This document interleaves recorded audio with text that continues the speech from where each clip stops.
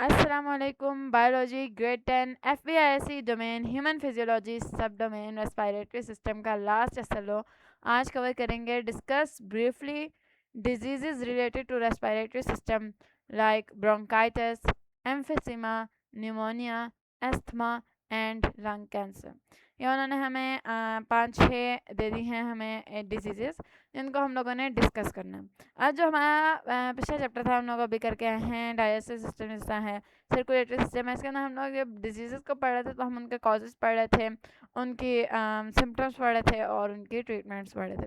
तो अभी उन्होंने हमसे डिस्कस करने को कहा है तो हम लोग एक एक डिजीज़ को लेते जाएंगे, उसके कॉजेज़, सिम्टम्स और ट्रीटमेंट वगैरह पे नज़र डालते जाएंगे। सबसे पहले आता है ब्रोंकाइटिस।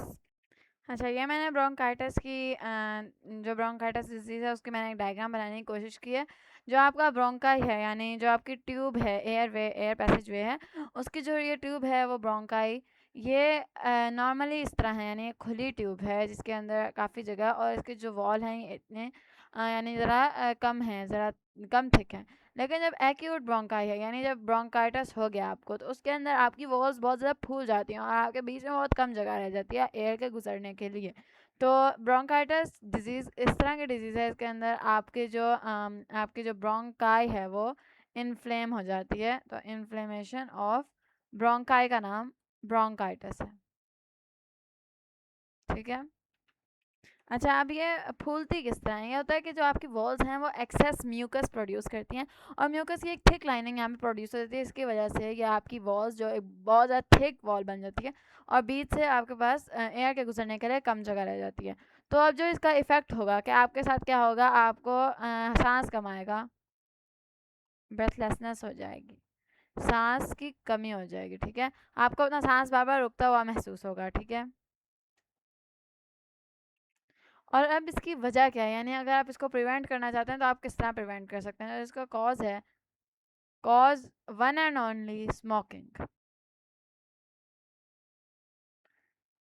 स्मोकिंग हर तरह की सांस की बीमारियों की जड़ है। स्मोकिंग की वजह से ये सारी जितनी इन्होंने यहाँ पे बीमारियाँ लिखी हैं उनकी जो बुनियादी वजह है वो है स्मोकिंग। अच्छा, अब अगर आपको ये हो गया है यानी अब आपको ब्रोंकाइटिस हो चुका है तो अब आपने इसकी ट्रीटमेंट के लिए क्या कुछ करना है? तो ट्रीटमेंट का सबसे पहला जो स्टेप है वो ये है कि अगर आप स्मोकिंग करते हैं सबसे पहले stop smoking. Do not smoke, avoid smoking. ठीक है, उसके बाद ये कि आपने रेस्ट लेनी है, रेस्ट लेनी है। ठीक है, उसके बाद मिलते हैं इनहेलर जो हेल्प करते हैं आपकी जो आपकी जो ब्रोंकाई है उसको थोड़ा सा एक्सपैंड करने में हेल्प करते हैं। असल में इनहेलर्स का ये काम होता है। तो ये आपके सांस की जो कमी है उसको ज़रा रिलैक्स करते हैं, आपको ज़रा थोड़ी थोड़ी रिलैक्सेशन मिल जाती है इनहेलर की मदद से। उसके बाद फिर डॉक्टर आपको रिकमेंड करते हैं कि आप एंटीबायोटिक्स लें। अगर किसी ख़ास बैक्टीरिया की वजह से आपको ब्रोंकाइटिस हो रहा है तो फिर डॉक्टर्स आपको रिकमेंड करते हैं कि आप एंटीबायोटिक्स लें। और आखिरी जो आ जाता है वो होता है कि प्लेंटी ऑफ फ्लूइड, बहुत ज़्यादा आप लोगों ने फ्लूइड जो वाटर वगैरह है, जूस, यानी जो भी आपके लिक्विड चीज़ें हैं जो आपकी बॉडी को चाहिए वो आपने ज़्यादा मकदार में लेनी है, इनफ लेनी है जो आपकी बॉडी को चाहिए। अच्छा, अब जो अगली डिजीज़ उन्होंने हमें दी है वो है एम्फिसीमा। एम्फिसीमा, ठीक है, ये जो डिजीज़ है इसके अंदर क्या होता है कि जो आपके एल्वियोलाई हैं वो डिस्ट्रॉय हो जाते हैं। हमने पहले पढ़ा है कि एक जो सैक है इन योर लंग्स, इसके अंदर बहुत सारे एल्वियोलाई हैं। ठीक है, ये एक सैक एल्वियोलस है और इसके अंदर बहुत सारे एल्वियोलाई हैं।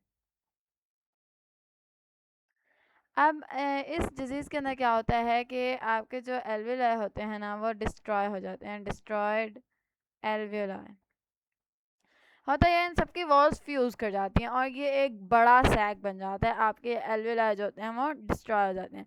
तो होता क्या है कि अब जो वो फ्लेक्सिबल था, जो एक फ्लेक्सिबिलिटी थी जो आपके एल्वियोलाई की, वो ख़त्म हो जाती है और आपके जो एल्वियोलाई हैं वो इनहेल एक्सहेल के वक्त फ्लेक्सिबल नहीं हो पाते, वो ज़्यादा एक्सपैंड नहीं कर पाते और कंप्रेस नहीं कर पाते। तो डिफ़िकल्टी इन ब्रीदिंग होगा। ठीक है, तो आपकी ब्रेथलेसनेस होगी। ठीक है, उसके बाद जब आपको ये एम्फिसीमा होता है ना तो आपकी वॉकिंग में भी डिफ़िकल्टी होती है, यानी चलने फिरने में मुश्किल होती है। ठीक है, ये इसके सिम्टम्स हम लोग पढ़ रहे हैं कि ब्रेथलेसनेस और वॉकिंग में मुश्किल होना, और ये असल में वो बीमारी है कि आपके एल्वेलाई जो हैं वो डिस्ट्रॉय हो रहे हैं। तो असल में होता क्या है, जो आपके लंग्स की इलास्टिसिटी है ना वो डिस्ट्रॉय होती है। तो ये मैं लिख देती हूँ कि इलास्टिसिटी ऑफ लंग्स डिस्ट्रॉयड। ठीक है, तो जो इलास्टिसिटी है वो ख़त्म हो गई है। उसके बाद ये कि जो आपके इसके साथ एम्फीसीमा के अंदर ये भी होता है कि जो आपके ब्रोंक्यूल्स हैं, यानी जो एल्वेलर डक्ट या एल्वेलर आपके अगर छोटी सी डक्ट है तो इसके पीछे आपके ब्रोंक्यूल्स होते हैं, वो भी फिर आहिस्ता आहिस्ता इसकी वजह से वो होने लग जाते हैं, ये नैरो होने लग जाते हैं। तो हम लोग लिखेंगे नैरोइंग ऑफ ब्रोंक्यूल्स। ठीक है, अब इसका कॉज क्या है, यानी ये आपको हो किस वजह से रहा है। तो सबसे ज़्यादा जो मैं अभी पे आप लोगों को पहले पढ़ा के आई हूँ, स्मोकिंग। स्मोकिंग हर लंग डिजीज़ की मेजर वजह, कॉज में स्मोकिंग आता है। उसके बाद जो माइनर हैं थोड़ी, यानी जिनकी वजह से बहुत कम ही होता है, उसमें डस्ट आ जाती है, एयर पोल्यूशन आ जाती है। ठीक है, एयर पोल्यूशन आ जाती है, लेकिन असल में सारा बेस करता है आपकी स्मोकिंग के ऊपर। आप स्मोकिंग नहीं करते तो आपने अपने लंग्स को एक हेल्दी स्टेट के अंदर रखा हुआ है। अगर आपने स्मोकिंग की हुई है, आपके लंग्स हर वक्त एक रिस्क के ऊपर हैं कि अभी ख़राब हो सकते हैं, अभी ख़राब हो सकते हैं, बस इस तरह रिस्क के ऊपर होते हैं। उसके बाद अगर आपको ये हो गया, आपको अगर एम्फीसीमा हो गया, तो इसके लिए ट्रीटमेंट क्या है। मैं अगर आपको इसकी हकीकत बताऊँ तो एम्फीसीमा को आप अंडू नहीं कर सकते। अगर आपके एक बार एल्वेलाई डिस्ट्रॉय हो गए हैं, यू कैंट अंडू इट। ठीक है, स्मोकिंग आप जब रोक दें आपके लिए बेहतर होता है। ठीक है, कुछ लोग कहते हैं कि हमने बहुत अरसे से स्मोकिंग कर ली तो अब हमें रोकने का इसका फ़ायदा नहीं होगा। तो आप जिस वक्त रोकें उस वक्त आपको अगले वक्त रोकने से थोड़ा ज़्यादा फ़ायदा हो जाता है। यानी हर दिन जब आप स्मोकिंग कर रहे हैं तो आपको ज़्यादा आपका नुकसान बढ़ता जा रहा है, तो आप कभी भी रोकेंगे तो आपको अगले नुकसान से बचाव हो जाता है आपका। तो स्मोकिंग है नहीं कि आप ये कभी ना कहें कि मुझे अब देर हो गई है स्मोकिंग, अब मैं नहीं रोक सकता। तो आपने स्मोकिंग तो सबसे पहले तो ये करना ही अपने ऊपर एक जुल्म है। ठीक है, अपनी आपने ज़िंदगी के ऊपर एक जुल्म किया है। आप जब जब स्मोक कर रहे हैं आप ये प्रूव कर रहे हैं कि आपकी ज़िंदगी का कोई मकसद नहीं है। अगर एम्फीसीमा हो गया आपको स्मोकिंग के बाद, तो ये एक हकीकत है कि अब आप इसे अनडू नहीं कर सकते। आपके एल्वेलाई अब कभी दोबारा रीबॉर्न नहीं हो सकते, ये एक बार डिस्ट्रॉय हो गए तो हो गए। तो सबसे ज़्यादा बुनियादी बात यह है कि आपने स्मोकिंग से अपने आप को बचाना है। अब तीसरी जो बीमारी है वो है एस्थमा। अच्छा, अस्थमा थोड़ी ब्रोंकाइटिस से मिलती जुलती है। ये जो बीमारी है इसके अंदर होता यही है कि जो आपके ब्रोंकाई हैं वो नैरो हो जाते हैं।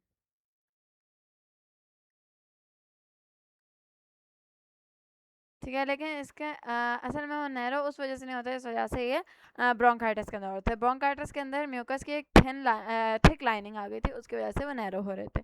इधर मसला ये है कि इधर आपके एकदम टाइट हो जाते हैं, आपके ब्रोंकाइस एकदम जल्दी से नैरो होते हैं। ये शॉक की फॉर्म में आता है, लाइक अभी नैरो थे और अब सही हो गया, यानी अस्थमा शॉक्स की फॉर्म में आ रहे होते हैं। तो ये आप कहें इंस्टेंट टाइटनिंग ऑफ ब्रोंकाई। ठीक है, और occurs in form of shocks.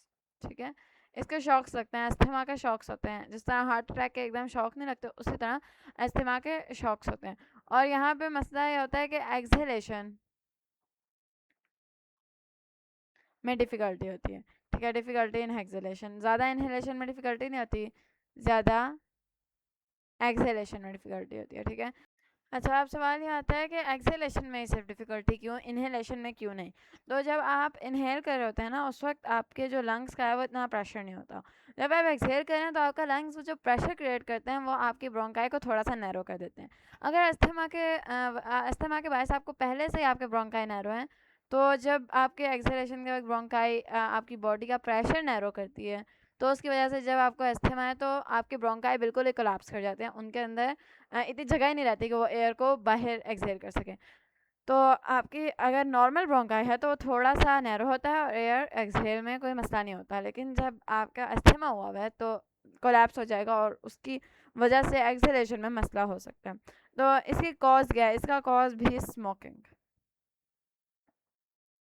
Cause smoking को मैं इसलिए कैपिटल में रखी हूँ क्योंकि it is the major cause, और 7 माइनर कॉजेज भी होते हैं। जैसे इसका है माइनर कॉज डस्ट, पोलन, ठीक है। जो आपके तकिए होते हैं ना, उनको कहते हैं कि उनके जो कवर्स हैं वो बार बार चेंज करें, तो उनके अंदर जो पोलन है, यानी जो आपको डस्ट आती है फ्रॉम योर पिलो, ठीक है, उसे हम लोग कहते हैं फेदर्स फ्रॉम पिलो, ठीक है। पिलो आपकी नाक के करीब है और आपने नाक से सांस अंदर लेना है, तो पिलो की भी सफाई बहुत ज़्यादा ज़रूरी है ताकि आपके लंग्स को मसला ना करें, ठीक है। फिर कोल्ड एयर भी इसका एक रीज़न है जो समझा जाता है कि यानी ये इतना समझा नहीं जाता कि रीज़न हो सकता है, लेकिन ये भी आपके लंग्स को ख़राब करने का एक रीज़न हो सकता है, कोल्ड एयर बहुत ज़्यादा ब्रीथ करना, ठीक है। फिर एक्सरसाइज, इरेगुलरली एक्सरसाइज करना, यानी आपने कंट्रोल करके एक्सरसाइज नहीं की, एकदम बहुत ज़्यादा कर लेना या करना ही ना, तो एक्सरसाइज की इरेगुलरिटीज़ भी ये कॉज कर सकते हैं अस्थमा। जब भी एक्सरसाइज करनी होती है पहले वार्म अप ज़रूरी होता है, जल्दी अगर आप अगर बहुत ज़्यादा सख्त वाली एक्सरसाइज करते हैं तो वो आपको कोई प्रॉब्लम कॉज कर सकती हैं, ठीक है। उसके बाद इमोशनल डिस्टर्बेंस, इसको भी कॉज करते हैं। जब आप इमोशनली डिस्टर्ब होते हैं तो आपको ये प्रॉब्लम्स जो बॉडी से रिलेटेड प्रॉब्लम्स होती हैं वो होती हैं। जिस तरह वो कहते हैं जब आपको कोई आपका डाइजेस्टिव सिस्टम से प्रॉब्लम है, स्ट्रेस, मैंने आप लोगों को पहले पढ़ाया कि जब आप लोगों ने बचना है अपने डाइजेस्टिव सिस्टम के प्रॉब्लम से, तब भी आप लोगों ने अपने स्ट्रेस को कम करना है। और इसकी वजह क्या होती है कि जब आप स्ट्रेस में होते हैं, जब आप इमोशनली डिस्टर्ब्ड होते हैं, तो इस तरह के ख़ास हार्मोन्स रिलीज़ होते हैं इन योर बॉडी जो आपको ये प्रॉब्लम्स कॉज करते हैं। तो इसलिए कहते हैं कि आपकी मेंटल हेल्थ बहुत ज़्यादा ज़रूरी है ताकि आपकी फ़िज़िकल हेल्थ मेंटेन रहे। तो आपने इमोशनल डिस्टर्बेंस से बचना है। अच्छा, नमूनिया बहुत सुना सुना होता है क्योंकि अक्सर हो जाता है और ये रिवर्सेबल होता है, लाइक ये थोड़ी देर का होता है, इस तरह नज़ला ज़ुकाम है। इसके अंदर क्या होता है कि जब हम लोगों ने पहले पढ़ा कि एम्फिसीमा के अंदर आपके एल्वेलाई डिस्ट्रॉय हो जाते हैं, तो इसके अंदर आपके एल्वेलाई की कंडीशन कुछ वैसी होती है, लेकिन वो डिस्ट्रॉय नहीं हुए होते, वो इन्फ्लेम हुए होते हैं, यानी वो फूल गए होते हैं, वो वापस सही हो सकते होते हैं। लेकिन एम्फिसीमा हम लोगों ने पढ़ा बिल्कुल इरिवर्सेबल है, आप उसे अंडो कर ही नहीं सकते, और ये इजीली रिवर्सेबल है, लाइक आपने दवाइयाँ ली और ये ठीक हो जाता है, ठीक है, एल्विलर। और एक कॉमनली कॉज होता है थ्रू अ बैक्टीरिया, हम लोग इसको कहते हैं स्ट्रेप्टोकोकस निमोनियाई, ठीक है। ये वो बैक्टीरिया है, मैंने नाम लिख दिया, ठीक है। जब आप लोग साइंटिफिक नाम लिख रहे होते हैं उसको इस तरह कैपिटलाइज नहीं करना होता है, मैंने ऐसे ही किया, ठीक है। आपने एस को कैपिटल करना है, बाकी सबको स्मॉल करना है, पी को भी स्मॉल करना है और उसे अंडरलाइन करना है या उसे इटालियन फॉर्म में लिखना है, ठीक है। तो ये साइंटिफिक नेम है ऑफ दैट बैक्टीरिया जो निमोनिया कॉज करता है। उसके बाद ये कि इसकी ट्रीटमेंट में क्या आएगा, वही एंटीबॉडीज़ जो इस बैक्टीरिया को किल कर सकते हैं, ठीक है। तो एंटीबायोटिक्स, ये इसकी ट्रीटमेंट है, वाहिद ट्रीटमेंट ऑफ कोर्स, ठीक है। उसके बाद अच्छा इसके सिम्टम्स क्या हैं, ठीक है। सिम्टम्स में सबसे पहले होता है फीवर, बुखार। उसके बाद चेस्ट पेन, लाइक आपको सीने में दर्द होती है। उसके बाद कफ, खांसी, ठीक है। उसके बाद हेडेक, सर में दर्द। फिर सोर थ्रोट, यानी गले में जो है खराश सी होती है वो, ठीक है। नोजिया, वॉमिटिंग, ठीक है। उसके बाद डायरिया। अच्छा, डायरिया हम लोग कहाँ पढ़ के आए हैं, ये आप लोगों को अगर याद हो, हम लोगों ने डाइजेस्टिव सिस्टम पहले चैप्टर के अंदर, एनबीएफ का जो पहला चैप्टर है और कंतप का दूसरा चैप्टर है, उसके अंदर हम लोगों ने पढ़ा कि डायरिया एक डाइजेस्टिव बीमारी है। अच्छा, इसकी रीज़न ये है कि जब आपको निमोनिया होता है, तो निमोनिया एक ख़ास किस्म के एक ख़ास किस्म के हार्मोन्स, एक ख़ास किस्म के एंजाइम सिक्रेट करता है, इनको हम लोग कहते हैं इन्फ्लामेटरी सिग्नल्स, ठीक है। ये सिग्नल्स आपकी बॉडी को देता है जिसके रिजल्ट में आपको डायरिया हो जाता है, ठीक है। तो ये डायरिया का आप कह सकते हैं एक कॉज है, कि आप उसके कॉजेज के अंदर लिख सकते हैं कि pneumonia is a cause of diarrhoea. Pneumonia होगा, ये सिग्नल्स रिलीज होंगे जिनके रिजल्ट के अंदर डायरिया आ जाएगा। तो सारे हो गए इसके सिम्टम्स। अब जो लास्ट डिजीज़ है, क्योंकि हम लोगों ने थोड़ा थोड़ा डिस्कस करना था, वो हम लोग ब्रीफली डिस्कस करें। लास्ट जो डिजीज़ है वो है लंग कैंसर। अच्छा, उसके बाद आ जाते हैं लंग कैंसर की तरफ। तो लंग कैंसर जो है वो हम लोग पिछली क्लास में लाइक इसके ऊपर हम लोग कैंसर के ऊपर बातें कर चुके हैं कि ये माइटोसिस, ये एक माइटोटिक एरर, ठीक है। ये एक अनस्पेशलाइज मासेस का इरेगुलरली बढ़ना है, लाइक आप नहीं चाह रहे थे कि वो बढ़ें पर वो डिवाइड करती जा रही हैं, अनकंट्रोलेबल डिवीजन होती जा रही है सेल्स की। तो मैं यहाँ पे जिस तरह मैंने अभी भी बनाया अनस्पेशलाइज्ड मासेस, ठीक है, ये जो होती हैं ठीक है, ये इकट्ठी होती जाती हैं। अब ये मासेस किसके हैं? सेल्स के, तो आप यूँ लिख सकते हैं। तो असल में आप इनको कहते क्या हैं? जब कैंसर जो होते हैं वो unspecialised masses of sales cause करते हैं, जिनको हम लोग कहते हैं ट्यूमर्स। ये सुन के नाम डाउन नहीं लगता है, ट्यूमर्स। तो ये असल में कॉज करते हैं कैंसर। ट्यूमर्स जो होते हैं ये आपकी बॉडी में किसी भी जगह प्रोड्यूस हो सकते हैं, किसी भी जगह बन सकते हैं, ठीक है, किसी भी जगह एरर आ सकता है आपके माइटोसिस में। जब आपके स्किन सेल्स बन रहे हैं उस वक्त आपका अनस्पेशलाइज सेल एकदम डिवाइड होना शुरू हो जाए और वो रुके ना, स्टॉप बटन क्लिक ही ना हो, ब्रेक ही ना लगे, वो डिवाइड होता जा रहा ट्यूमर बना जाता है। और ट्यूमर बनता बड़ा होता जाता है आपकी कैपिलरीज को बंद करता है, आपको अल्टीमेटली डेथ की तरफ ले जाता है अगर इसकी ट्रीटमेंट ना हो तो ये एक माइटोटिक एरर है, ठीक है। ट्यूमर्स इसको कॉज करते हैं और ये स्टार्ट जो होता है ये epithelium of the bronchioles, like आपकी जो ब्रोंक्यूल्स हैं, जो आपको लंग में होगा ऑफ कोर्स, ये जो आपकी ब्रोंक्यूल्स है ना, पतली नालियाँ जहाँ से गुजरना है, ये आपके पहले ब्रोंकाई आ रहा है, ठीक है, उसके बाद जो ब्रोंक्यूल्स जो पतली नालियाँ हैं, यहाँ से मसला शुरू होता है। इनकी जो एपिथेलियम है, यानी जो इनके वॉल्स हैं, वो एपिथेलियल सेल्स की बनी है, एपिथेलियम सेल्स की बनी है, तो उनके अंदर से ट्यूमर शुरू होते हैं और ये इसको ब्लॉक करना शुरू हो जाता है। ये लंग कैंसर, जो बुनियादी लंग कैंसर होता है, यूजली इन योर ब्रोंक्यूल्स होता है, ठीक है, यूजली इन योर ब्रोंक्यूल्स, ठीक है। अब इसके सिम्टम्स क्या हैं? यानी आपको पता किस तरह चलना शुरू होता है कि आपको लंग कैंसर हो गया। तो सबसे पहले होता है कि आपकी जो ब्रोंकाई की लाइनिंग है ना, ऑफ कोर्स ये जो लंग कैंसर है कि आपको इतनी जल्दी आपको पता नहीं चलता, वो जब आखिरी स्टेजेस पे पहुंचता है तभी भी आपको पता चलना शुरू होता है कि आपको सांस नहीं आ रहा, आपको लंग कैंसर हो चुका है।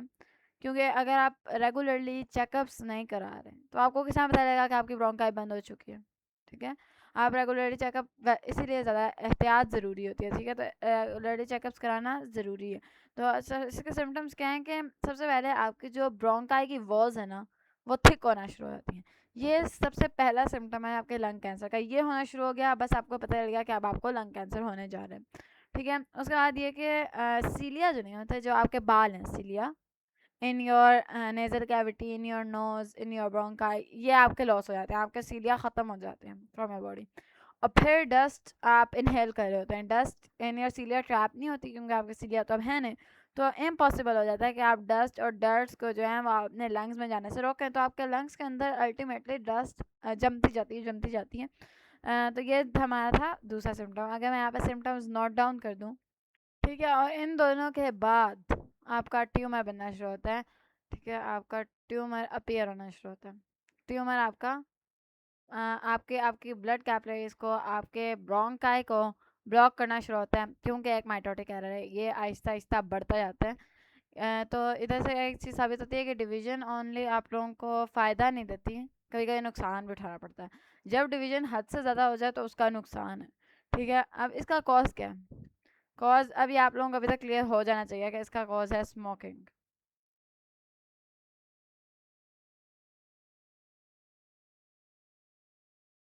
ठीक है, जो लोग बायो पढ़ते होते हैं उनको अच्छी तरह पता होता है कि स्मोकिंग के नुकसान क्या है। स्मोकिंग खतरा है, खतरा है।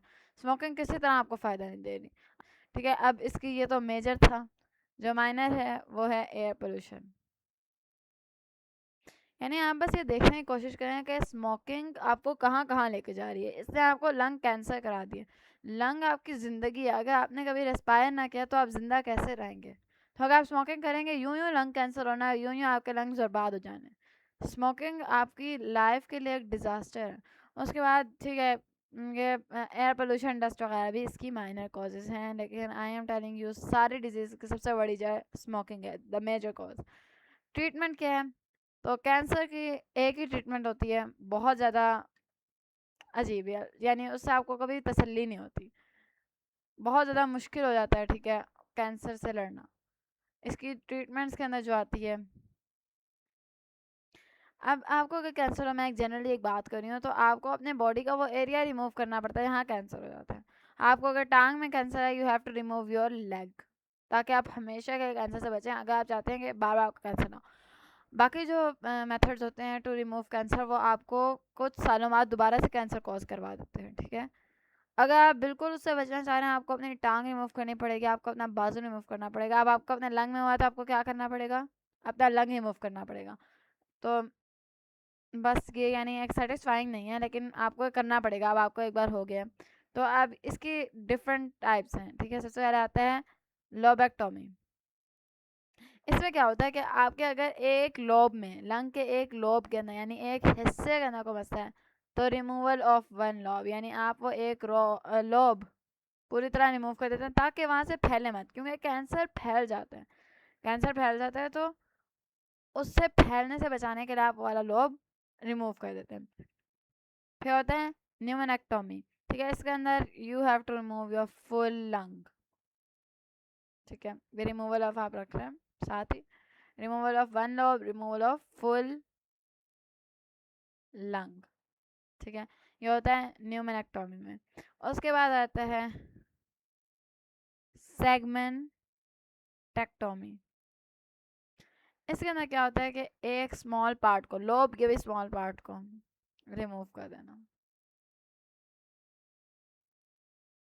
स्मोकिंग इतने बड़े बड़े मसले कॉज कर सकता है, तो हमें पढ़ना ज़रूरी है। ये अवेयरनेस है कि स्मोकिंग के बैड इफ़ेक्ट्स हैं क्या। तो आप लोगों ने तो खैर खुद ही पढ़ लिया कि सबसे बड़ा जो है वो तो है कैंसर, लंग कैंसर, ठीक है। आप अपनी पूरी लंग से हाथ धो रहे हैं। उसके बाद है क्रोनिक ब्रोंकाई, ठीक है। आप लोगों ने पहले पढ़ा है, एक क्रोनिक ब्रोंकाइटिस होता है, एक एक्यूट ब्रोंकाइटिस है। एक्यूट ब्रोंकाइटिस कुछ वक्त के लिए है, क्रोनिक ज़्यादा वक्त के लिए। तो ये असल में ज़्यादा बुरा है ना, क्योंकि ये कभी ख़त्म नहीं होता, ये ज़्यादा वक्त के लिए, ठीक है। उसके बाद एम्फेसिमा, जिसका कोई अंडू करने का तरीका ही नहीं है, ठीक है। यह एक बार हो गया तो बस आप समझिए आप बर्बाद हो चुके हैं। उसके बाद जो आप स्मोकिंग जब आप करते हैं ना, तो आपको अर्ली मॉर्निंग कफ्स, यानी आपको सुबह सुबह खांसी आती है, ठीक है। तो जो स्मोकर्स होते हैं उनको नमोनिया भी होता है ज़्यादा, ठीक है। और उनके लिए सांस लेना मुश्किल होता है, चलना मुश्किल होता है, और जो एस्थमा है, एलर्जीज़ हैं, वो सारा कुछ स्मोकर्स को ज़्यादा होता है। तो स्मोकिंग करने से बचें, ठीक है। उम्मीद है आप लोगों को आज के सारे डिजीज़ समझ आए होंगे, इनसे बचने की कोशिश करें। मिलते हैं अगले असल में, तब तक के लिए अल्लाह हाफिज़।